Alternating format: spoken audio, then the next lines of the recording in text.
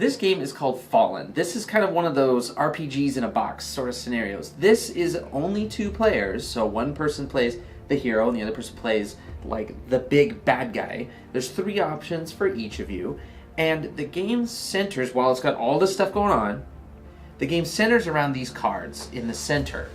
These are essentially the story cards.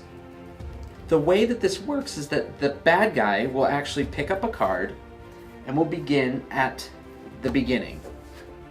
They'll hold their other card up so that you can't read what's on the other side, but then they'll say, this room has a foul smell of decay. In the center of the room is a stone well with whatever and all this other stuff in it. And then you're supposed to decide on 2 options, and those 2 options will kind of dictate how you're gonna roll against monsters and roll against other things that are going on in this dungeon. And my thought on this game is how the absurdity of what is happening in like a D&D or RPG scenario is not, it's not fully realized for me and my gaming group, and I think I have a little fix for something like this. Because conceptually this game is really great. It even has an 8 on BGG, and if it's your style of game, you should definitely check it out because it is well made, it's well put together.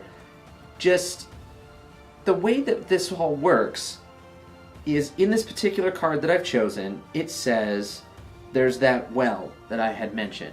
You're either going to go through a door after I'm done reading this or down the chute into the well.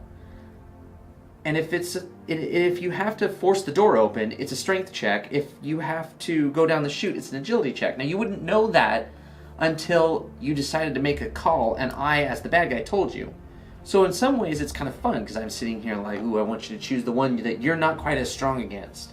And you're trying to figure out, well, which one would I have to use strength with if that's my dominant ability? And so you would try to do that. And then I would pit a particular monster against you. So not only are you forcing a door open, but you're also fighting a monster at the same time. The rulebook sort of addresses this and says, like, how is going open through a door facing a monster at the same time? I don't understand that. And the book essentially says, hey, it's a game, you should loosen up.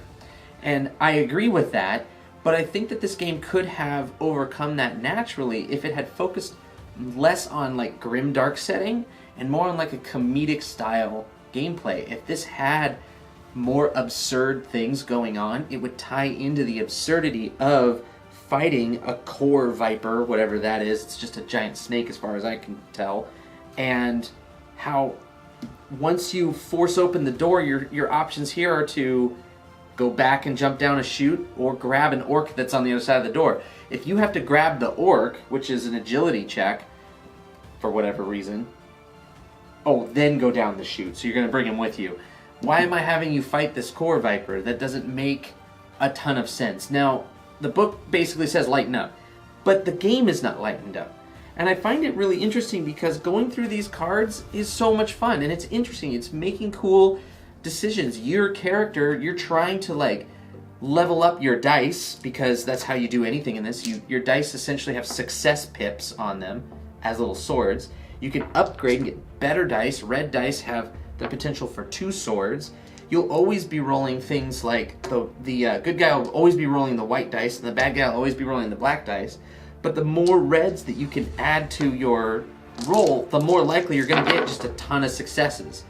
And that's a cool concept. It's a fun way to play the game. And even the monsters that I get, that I can upgrade, will eventually go up to, this Forged Guardian who has 2 red and a blue dice. So I'm rolling with 2 red, a blue, and my 2 blacks to try to get kills on you. And like I actually rolled 2 wounds. Like you'd take 2 damage off of that. That's not bad. And so it's fun. It's got a great style. It's got a cool mechanic. It's just that I feel like if they had gone hard on the comedy side, if they had made more absurdity in the game, this would have been more accepted, I guess you could say, by my group at least. This does have an 8 on BGG, like I said earlier. So if this sounds like something that you would like, this RPG in a box with, I want to say 100 different cards, maybe only 50. Maybe I'm reading See, they are all numbered. And I have them all numbered up, so there's about 50 in here.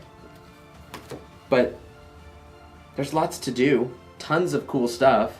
There's a tracker for how light and dark the area is, so that you get different bonuses if you can keep it light versus dark. Like the bad guy gets more powerful the darker it gets, and the good guy gets more powerful the brighter it gets. The bad guy starts off really strong, and the good guy has to make really intelligent decisions, or else he's not going to be able to power up to beat the bad guy at the end. It's just got some cool stuff going for it.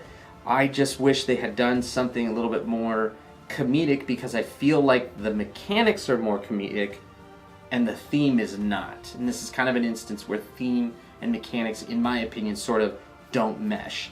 But I'd like to hear what you guys think in any of the comment sections. If you liked this video or any of our videos, feel free to like, share, subscribe. If you're on YouTube, the bell icon is right down there. If you're on Instagram or IGTV, you tap your screen first and then hit the little follow button. Should be right about there. And hopefully you'll see more cool thoughts, random ramblings by me.